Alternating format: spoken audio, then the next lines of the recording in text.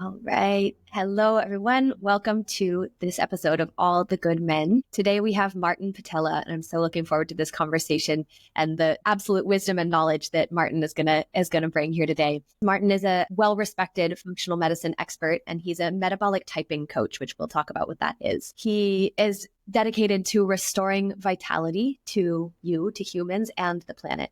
And his journey began after receiving a dozen mercury amalgam fillings as a young immigrant to Canada long ago, which led to then years of unexplained health challenges, allergies, debilitating back pain, periodontal disease. And he consulted numerous professionals, but none were able to identify the mercury toxicity as the root cause. And this then led Martin to take matters into his own hands. And he embraced natural healing methods and started to incorporate raw foods, detoxification, proper food combining. And over time, he was able to reverse many of the ailments and back pain subsiding, allergies subsiding. And then since 2011, Martin has coached over 12,000 clients and shared his expertise with more than 60,000 students on Udemy. And his teachings cover healing trauma, managing stress, weight loss, metabolism, longevity, mindfulness, gut health. And through his Life Enthusiast website, he provides tons of resources and solutions to help people heal, to inspire hope for individuals and for the planet. So Martin, welcome. You've had quite a life story with health and with understanding medicine within your own body and then being able to support people. I'm so grateful to have you here and to be able to have you spread some of this wisdom with men and whoever might be listening. Yes, thank you. Indeed. And yeah, some really interesting points, like, for example, the stuff we earn through our own physical learning, being pushed through the white water. This is not learning at a swimming pool in a rec center. This is white water down the chute. And so when you learn it the hard way, it really sticks. Absolutely. And you were mentioning the root cause, right? All of these professionals, and I have consulted many back then, they were all chasing a symptom. You show up with a symptom, they say, well, you have X, for that I have Y. Not asking the question, but why is that happening? And that is just endemic for the health care industry as we know it. Yeah, within my own experience, then from what I hear from so many people, they go in to a doctor, they get told, well, if it's this, it's clearly this, and here's the prescription that you take for that, without looking at all of the holistic system, what's happening, how to actually approach it over time and get to the root of the cause. And it's just so important and always has been. And right now it's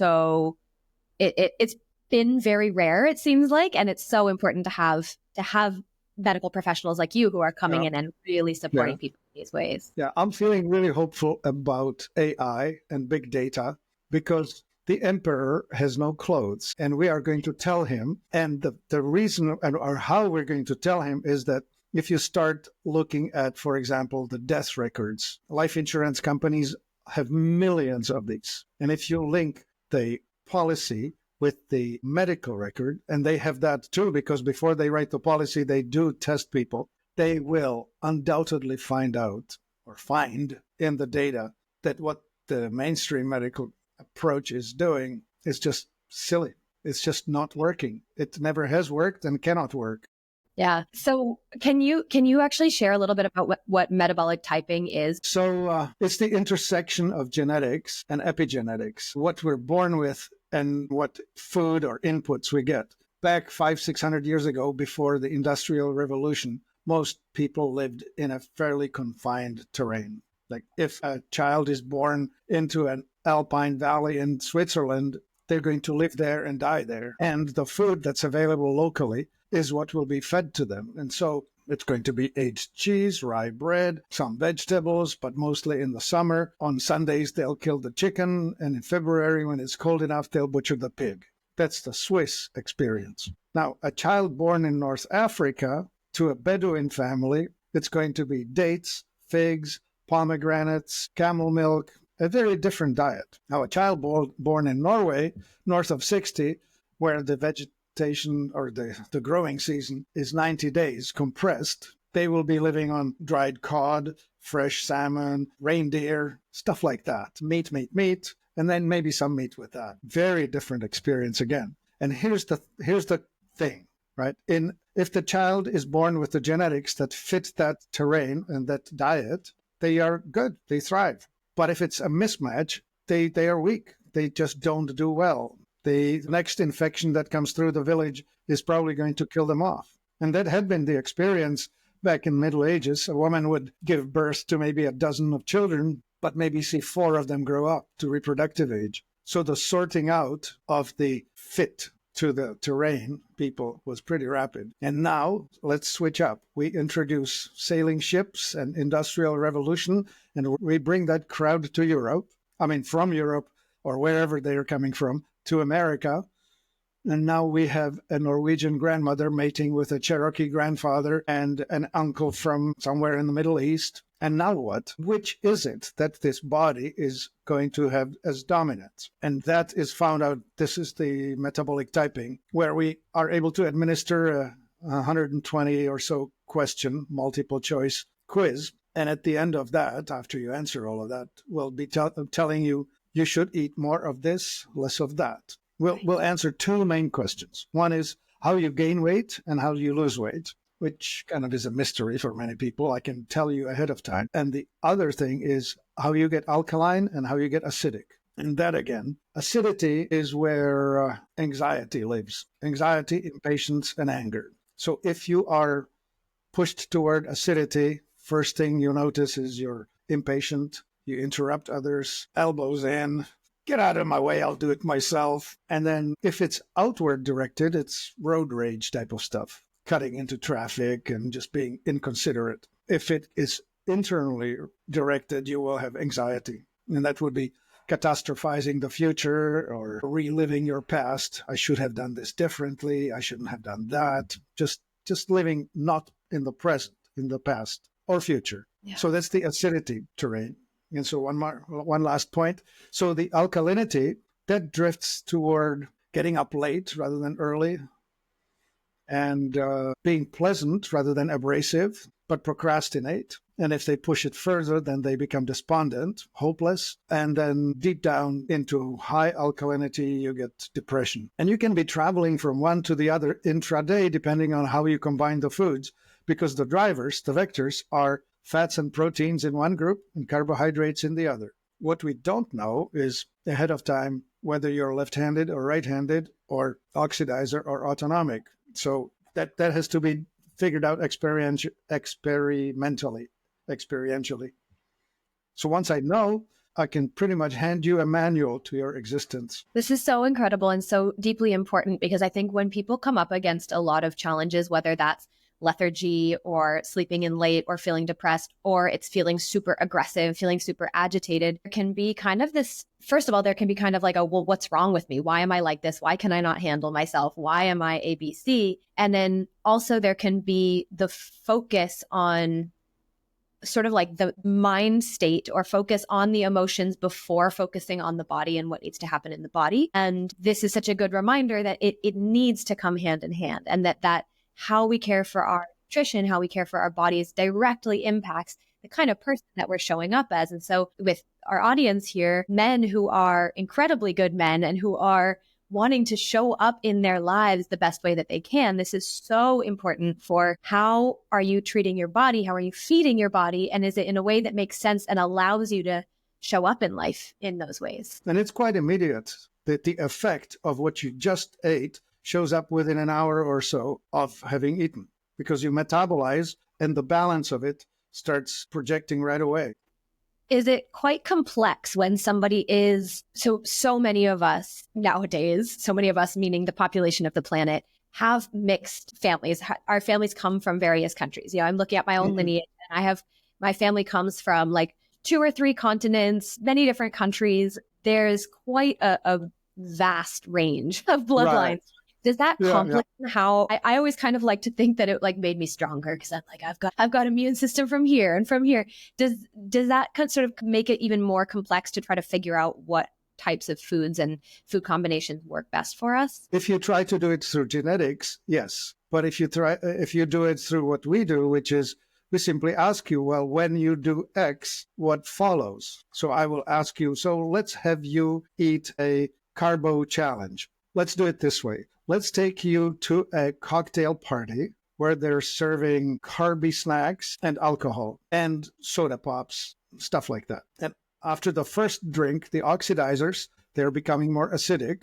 They will get louder. After the second drink, they will get argumentative, disagreeable. After the third drink, they will start attacking one another. And if they keep going, there's a spectrum, right? Some are starting from further back. Some are starting from right there already. Anyway, at some point, they'll pick a fight. And the autonomics, the other group, with the first drink, they become jovial, friendlier, just a little looser. With the next drink, they will probably overshare, say more than they should have or wish they had or whatever, just reveal something that they had no business sharing. And on a third drink, they'll probably start crying about it. Just emotional, just tears and blah. And if they keep going, they'll fall asleep. The oxidizers, they can't sleep. They will go all night. The autonomics, they'll just shut down and take a nap. So that's just a vivid example of how that affects you. So I don't care if you came from France or from Norway or from North Africa or wherever. I don't care. I don't care how mixed you are. Your dominant modality will just come through as you're pushing carbs. Gotcha. Now, pushing fats is the opposite. The one vector points this way, the other vector points that way. So you can start doing the keto diet experiment, which is no carbs. So you start with an omelet, add to it some bacon or sausage or steak and salad for lunch, pour olive oil on it, do the keto experience. And you'll be pushing now the fat experience, which is the opposite of the alcohol, right? And so that would be the confirmation. If alcohol makes you more anxious, fat and protein will make you more peaceful, or vice versa, depending. That makes so much sense. That makes so much sense. And I'm sure the people listening to this are already getting a sense of where they might be. And you said that can kind of switch throughout the day, but you have basically a specific type, and then your body can kind of shift and flow throughout the day or throughout the week. Yeah. So to illustrate further, so some of us, let's just say the oxidizers, the fast oxidizer wakes up acidic and eats fats to calm down. The slow oxidizer wakes up alkaline and eats carbs to activate. Because if you feed fats to a slow oxidizer, you make him or her depressed. If you feed carbs to a fast oxidizer, you make them anxious as heck. So you either are drifting toward the middle where the flexibility lives, or you're pushing out to the extreme where your choices are mostly taken away from you. I wanted to mention this, like as you're describing the sides, it's the autonomic nervous system. And the more anxiety or the more acidity you push, the less choice you have. Like you're reactive. You're switching from having the frontal cortex to use. You're just going into back brain, reactive behavior. Whereas the other one, the parasympathetic, they're just a little too slow. They don't even get anything done. It's too peaceful. All right, that's the story. Yeah, and it's so helpful to hear all of this, because I see so much today around like, this is good for your body, this is what you should do. And something that I've realized as a woman is that so many of these strategies and health tools and all of this are actually, the research is done on men. And so it's been helpful for me to look at, okay, how does that then apply to my body? But then it's also so to hear this, because then within the category of men, there are also all these different ways that these are going to apply. Yeah.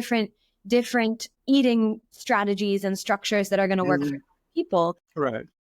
And from what you're saying, I mean, it so clearly will impact how they live their lives, how they are in their prime health, how men are able to actually regulate themselves and take care of themselves in a way that influences every area, every aspect of their lives. Right.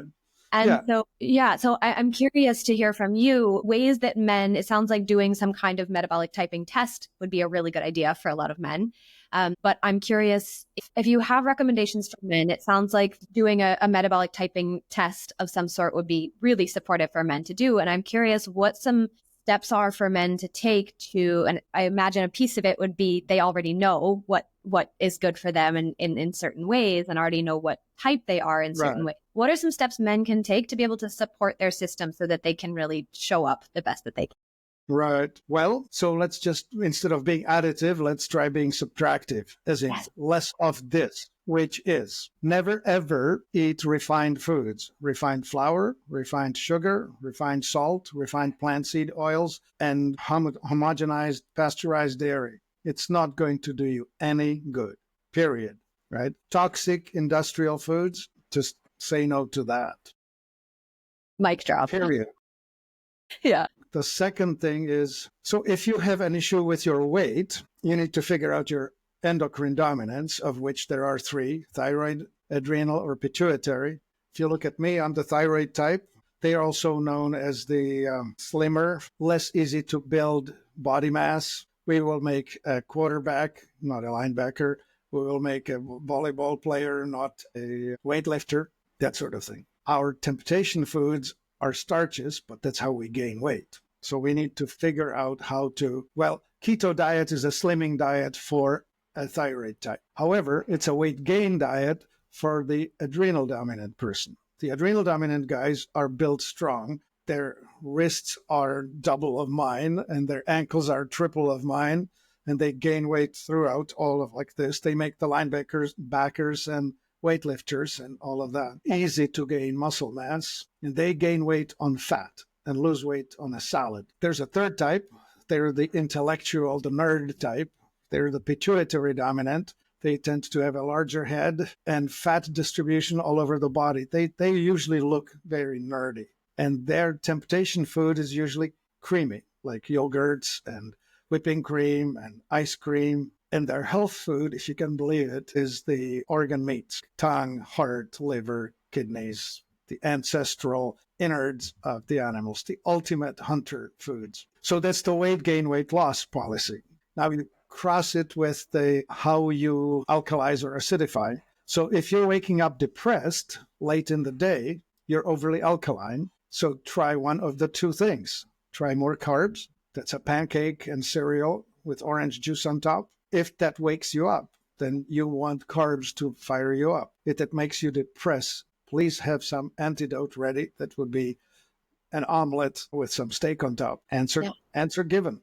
Yeah. So some of us are lucky, genetically lucky, where I can be emotionally balanced and reasonably slim. But some of us are less lucky. Like, for example, myself, I'm the wake up early and talk fast, and I need to help myself be balanced with carbs. But that's what makes me gain weight. So I need to find a balance where I'm not that bitchy and not gaining weight. There's a narrow band of balance for me. Some people are much luckier. They can eat steak all day long and have no problem. Yeah, that's me. That's totally me. I can eat steak all day long, and it helps me. It helps me focus and feel grounded and all of that. Yeah.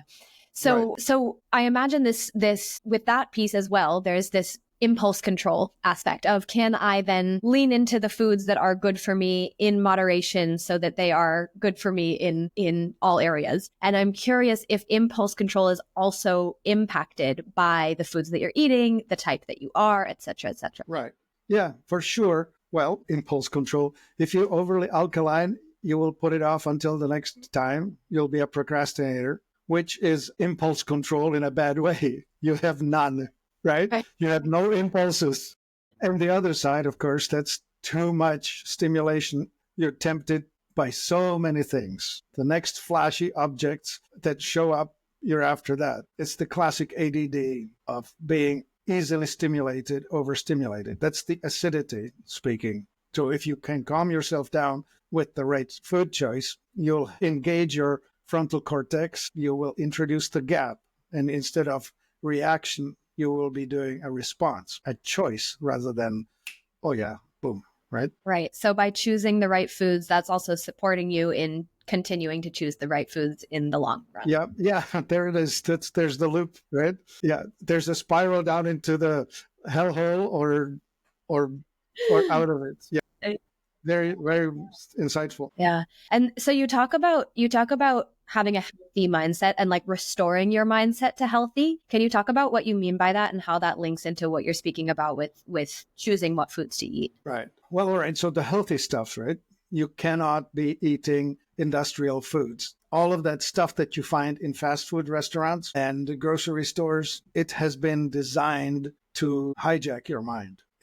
I call it food porn. It comes into Dorito, right? If you leave me alone with a bag of Doritos, I will find a way to justify eating every one of it. I just don't know how to stop because that thing is designed to be that way. So that's the first one, right? Like, don't bring it into the house. Just don't even have it. Some of us do badly with carbs, right?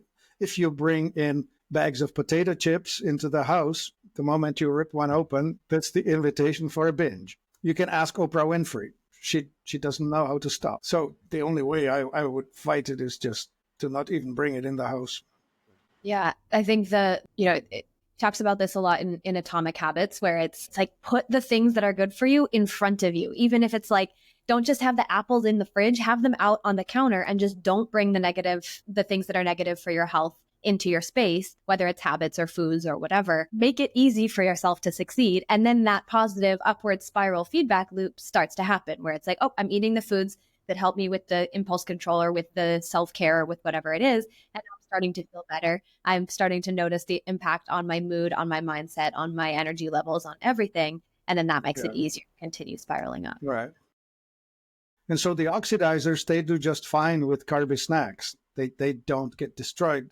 If they overdo it, they go to sleep it off, and they come back tomorrow.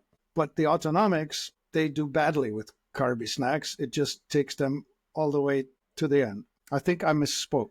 I just flipped it around. It's the autonomics that get to sleep, and the oxidizers will not on the carby snack. Yeah.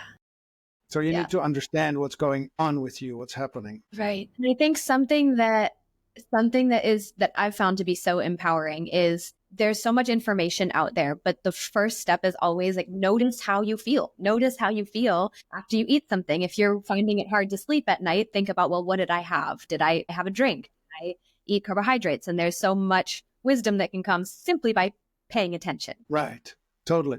Well, so the most parasympathizing mineral is magnesium. So if you're having a hard time sleeping, probably need some magnesium toward the end of the day. The most parasympathizing food is chlorophyll. So green things, snack on chlorella, wheatgrass, barley grass, alfalfa, all of that green stuff. And then if you are the person that gets calmer by fats, which will be the oxidizer, throw in some coconut oil or olive oil or whatever fat into that mix. If you're the carbo type, then you need to mix it with some apples. It's so interesting. It's so interesting. It's kind of interesting, right? Like you mentioned the snack, right? The apple. Well, one person will cheer up and be put in gear. The next person will slow down and want to take a nap. Totally.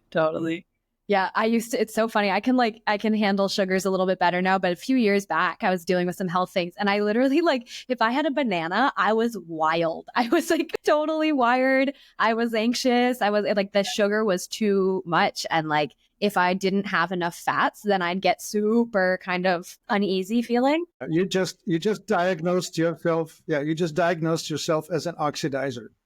100%. Everything you said, I'm like, yep, that's me. That's totally me. I do so well with fats and proteins and sugars and carbs are hard for the system. You're going to be the most peaceful slim gal on a keto diet. That's what I've found. That's your spot. So for you, that's a gift, right? You cannot gain weight on a diet that makes you happy. Now, if I want to gain weight, because this is something that, I've had trouble gaining weight when I've wanted to, are carbs then the way to do that? Yes.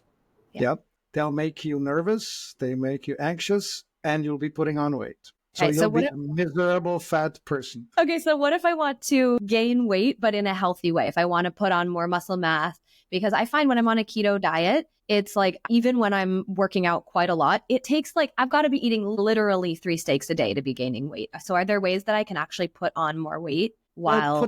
Put some carbs in, right? Raise the amount of fat, but raise the amount of carbs. So, I don't know, a potato with a big lump of butter on top. I'm the butter queen. I put butter on everything. Yeah. It makes me feel Logically, yes. Yeah. Yeah.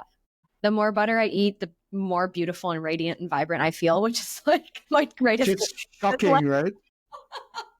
Yeah. So you are making a complete fool out of every nutritionist that has gone to school in America, right? You can tell them, oh yeah? Yeah. Watch me. Tell me I don't look vibrant and alive. Yeah.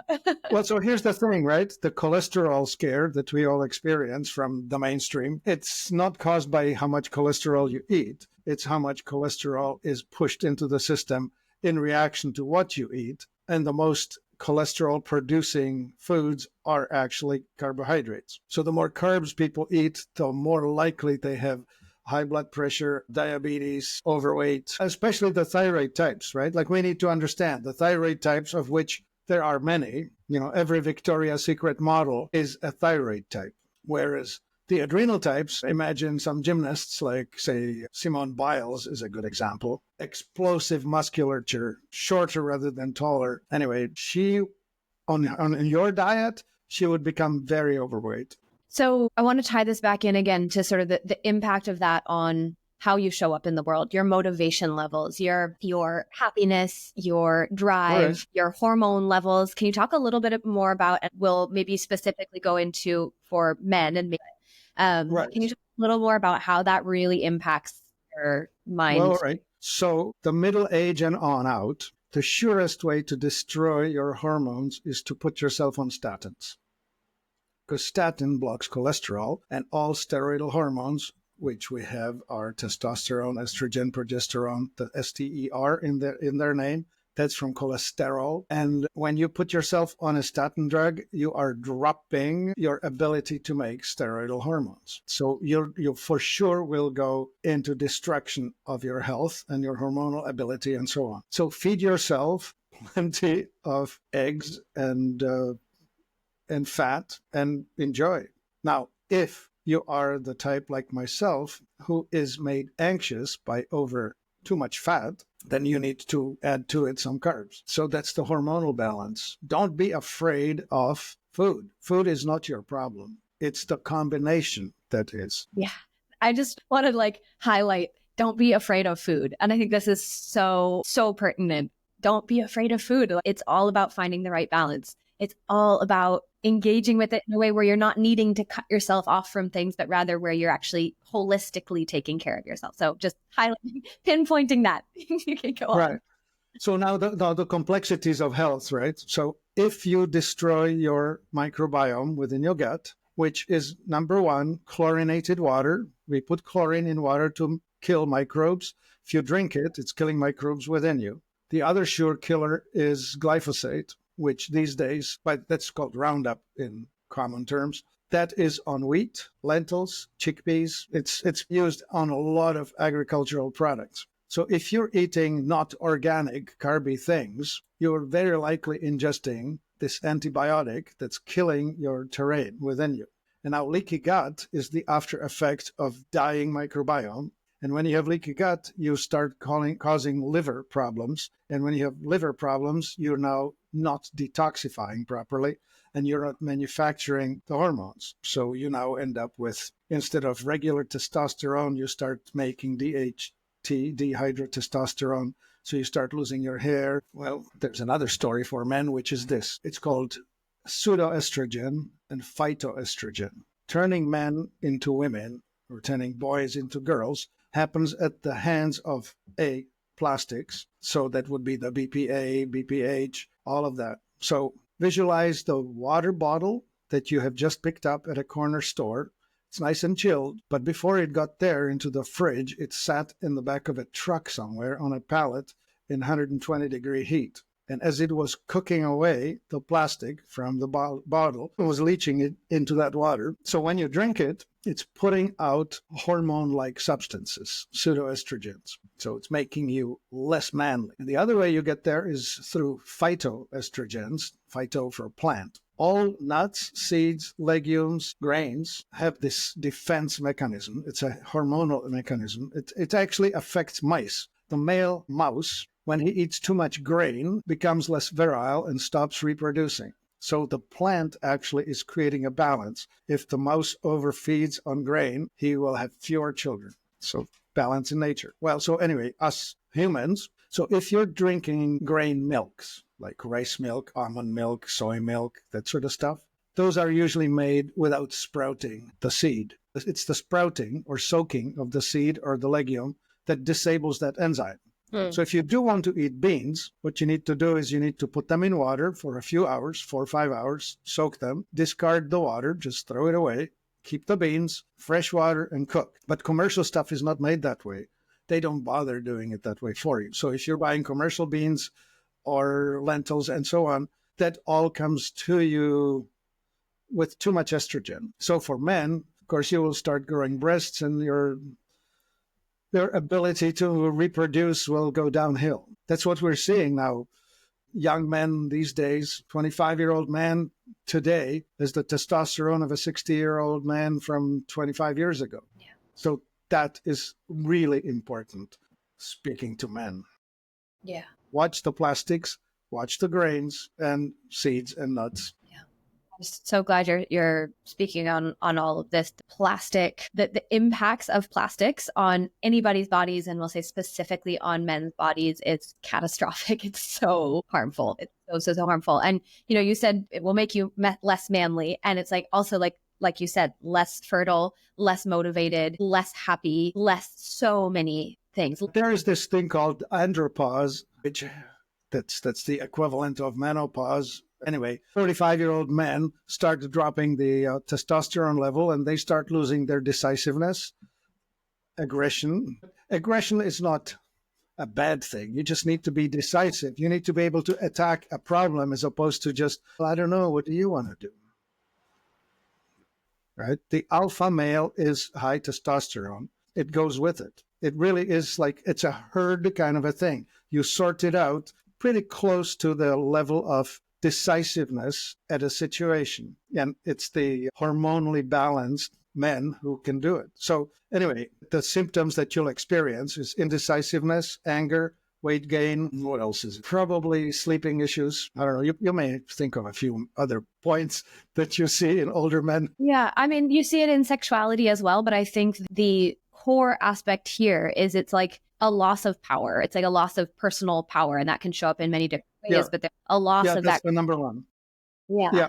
Yeah. Loss of the ability to administer yourself through a problem because you can't decide. Yes. Yeah. And I mean, always, but like right now we need all of us in our power. And like we need men who are connected to their power, connected to their health, clear-minded, able to support the world around them. Like shit's going crazy out there. And like, we need you connected and healthy and strong and clear and motivated and powerful, truly. And so this is such an important topic within this, the way that you are treating your body, the way the food that you are putting in, the water that you are putting into your body directly impacts your capacity to support the world around you. Yeah.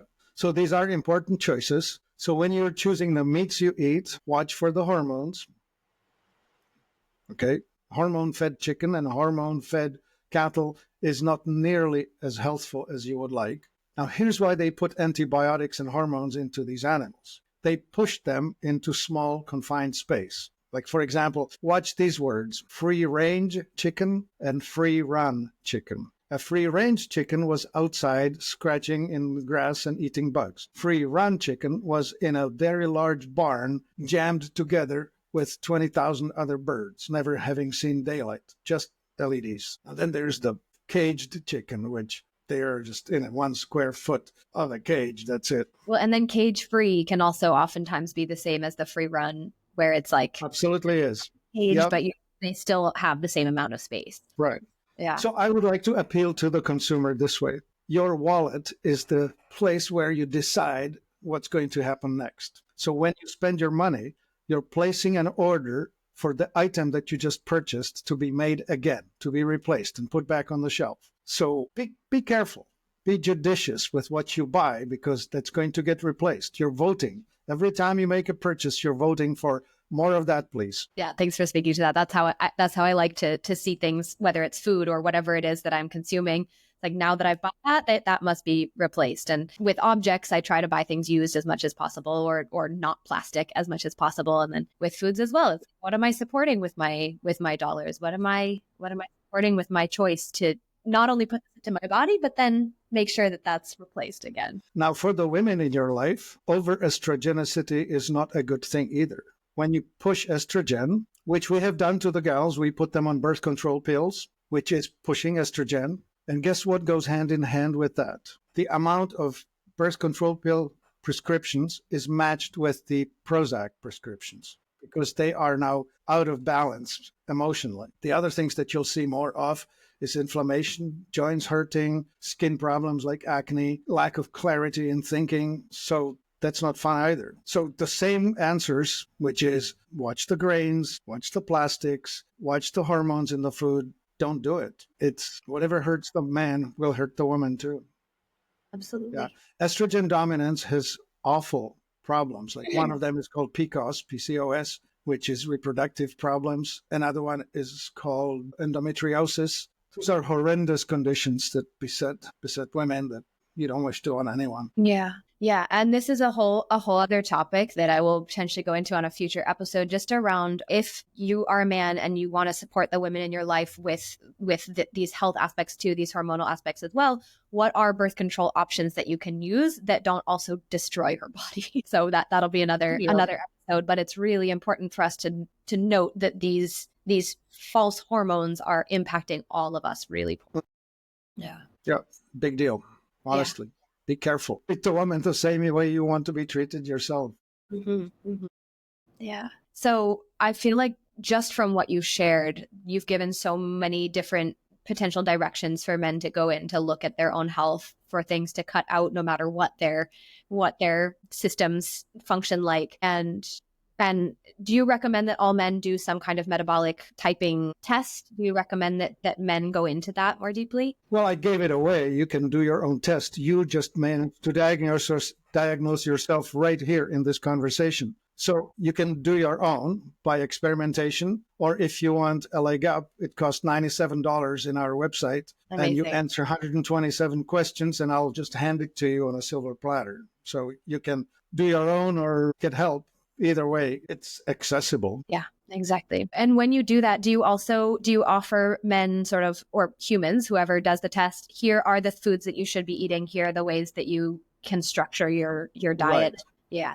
So there are two things. Well, two directions. One is the proteins, fats, and carbs. So we'll be teaching you the ratios, more of this, less of that. Mm-hmm. Which ones to choose. Depending on your endocrine dominance, you will need more purine, less purine, no purine. Depending on the dominance, you will be eat more in the morning, eat more in the evening, or keep it level. There are going to be a whole bunch of advice, how to shop, what to buy, what not to buy, watch for air, water, food, minerals, blah, blah. There's a ton of information. We just can't possibly stuff it into 25 minutes here. Yeah. Absolutely. So if people are interested in doing that, how do they find you? The business is called Life Enthusiast, and it's life-enthusiast.com. Come on down, read something, or find the appointment book and book your free 15-minute conversation. And if you want to keep going, we'll be happy to have you. I'll link that down in the show notes as well, so anybody can come through. And I want to just reinstate the fact that we are holistic beings, and we can't just focus on sexuality or just focus on mindset or just focus on any area. It has to be a holistic process. It has to be every part of us, and it starts in the body, like it always starts. Yeah, you just threw in a magical word, sexuality. That's an expression of life force within. So if you think that being driven to have sex once a week is plenty or not enough, well, that's a reflection of just how much life force you have. Some people want to do it 3 times a day. Some people want to do it once every 3 months. It's an expression of just how much life force is in there. Yeah. And it's the motivation, the life force, the sexuality, the drive, the enthusiasm for life. It's a direct reflection of your system and how well it's working, and the experience of feeling vital. No matter how often you're wanting to have sex, or no matter how many things you're choosing to do in your life, like how vital do you feel? How powerful you feel internally? Yeah. Right. So is there anything else, any other pointers or words of inspiration or hope or motivation or? Sure. Let's open another can, which is this. There are 4 legs upon which every illness will stand. Chronic, degenerative, metabolic, long-term health problem. That will be toxicity, malnutrition, stagnation, and trauma. Those are things that you must manage and resolve because they are the blocking factors that are stopping the homeostatic system within your body to express itself fully. Yes. It's really easy to be toxic in this industrial world. I promise you that doing a proper detox, going after the chemicals, the plastics, heavy metals, and who knows what else, is a wise choice. Malnutrition is common too, because the food that's grown on soils that have been overused, perhaps would be a good word, for, 80 years, 100 years, they are depleted. The foods you're eating have the 10% of the mineralization of what your great-grandmother was getting. Stagnation is a horrendous killer of things because we are a dynamic creature that interacts with the universe, and we're built for work. We're built to go hunting or at minimum, field work or do something. The sitting lifestyle as we're doing right now is a real killer. So you need to move, exercise, physical work, that sort of thing. Find a way to move it, because if you stagnate, you're going to turn into a swamp. You're going to be smelly. Your armpits, your crotch, your feet. You'll smell bad. And you will need a deodorant. A person whose system is moving well does not need a deodorant, right? And the fourth one, trauma. Now, trauma that comes in various ways from childhood, right? There are ways, I can't address it here, but there are ways where you can deal with the stored issues. We need to resolve all the father, mother, brother, sister, whatever issues that came our way. They need to be cleared. But we also have this new form of trauma, and that's the electromagnetic radiation that we live in or with. That's the EMFs, the stuff that we call 3G, 4G, 5G, the routers, the cell phones, the hands-free. That stuff does the following. It's called voltage-gated calcium channel. Voltage is the vibration, the millimeter waves, and calcium is the signaling molecule for stress, for fight or flight. So as you are dwelling within the space that is saturated with these waves, your body is bombarded with the request for being stressed. It's harder to relax. So anyway, we have gadgets that will help with that, counteract the electromagnetic stress signals. And of course, supplementation, and I can teach you 20 different ways to relax a bit. I needed it too. I'm a nervy type, if you can't tell from just how I talk. It's really interesting to me that you include EMFs in trauma as opposed to toxicity. And I think it speaks to the impact on our nervous system of those EMFs, the impact of us never being able to relax in the face of those, and the trauma of that to our bodies and our nervous system. Yes, you're constantly being traumatized the same way as you would be by a presence of an untamed animal in the next room. Like you always have to look over your shoulder all the time. So toxicity, malnutrition, stagnation, and trauma as these four. Yeah, those would be the legs on which your illness will stand. Right. Okay, so this is it's so helpful to have those as like these four areas of, okay, here's where I can focus. Here's what I can go into. So you said for the toxicity piece, doing heavy metal detoxing, doing some kind of detox program, malnutrition, understanding what you are lacking in your body, making sure that you're through supplementation and or foods, making sure that you're getting the minerals that you need, and the quality, quality and quantity. Yeah. Stagnation, making sure that you are active, making sure that you are moving your body, getting things flowing. And then trauma, both doing the emotional healing and then finding ways to prevent your body from being constantly in the presence of EMFs and or using these gadgets to support you with it. So, and are these all things that you offer within your programs as well? It's all there. Okay, great.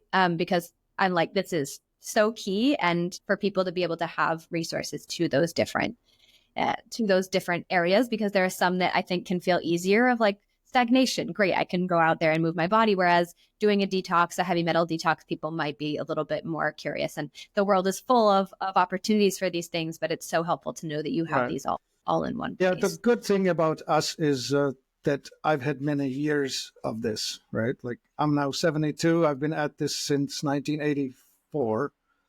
And so I've seen a lot, and I've tested a lot of things on myself. So the website is really strongly curated. It has things in it that work, that have really stood the test of time. And we're quite unusual in the way that we support small companies there's a big difference between an owner operator business versus a large company. When you have a small business, it usually is driven by passion. The owner usually invented something and is making it because they care. When they pass it on to some publicly traded corporation, it's driven by the spreadsheet, by the bottom line, by the, is it making money? And they will fiddle with the formulas. They will fiddle with the ingredients. They will find a way to make more profit, less delivery. So the products you'll find at Life Enthusiast are consciously chosen to be less well known, but should be known for their quality. Yeah, amazing. What an incredible resource. What an incredible resource, truly. Well, I feel so deeply inspired by this conversation, and I'm hoping that the men and the humans, the women, whoever is listening to this are getting so much, not only helpful tools and insights, but also hope for, okay, we can support our bodies, our hormones, our minds, our energy levels, and everything. It really is in our own hands. And the more that we do it, the more energy that we have to continue to do it. And we create that upward spiral of health in all areas of our being. Thank you for the work you're doing. Yeah, I want to tell you, I was one very broken 35-year-old. That's a long time ago now. But it's interesting is that being broken was the driver for me. So I would like to tell the guys who are watching it, if you're at 35 and feeling broken, you can do better. I can do physically more than I was able to do that. Wow. Thank you so much. Thank you for what you're doing. Thank you also for going through all of that yourself and putting all of your that time and research and energy and life force into creating these programs that support men and not needing to do all of that research on their own, but rather have a place to come to. And humans, anybody who's listening to this, like there is this very concise and very clear resource for people to be able to tap into. So I'm incredibly grateful. And it's been so inspiring to chat with you and to hear your story and to just hear your breadth of knowledge, a little sliver of your breadth of knowledge. So thank you, Martin.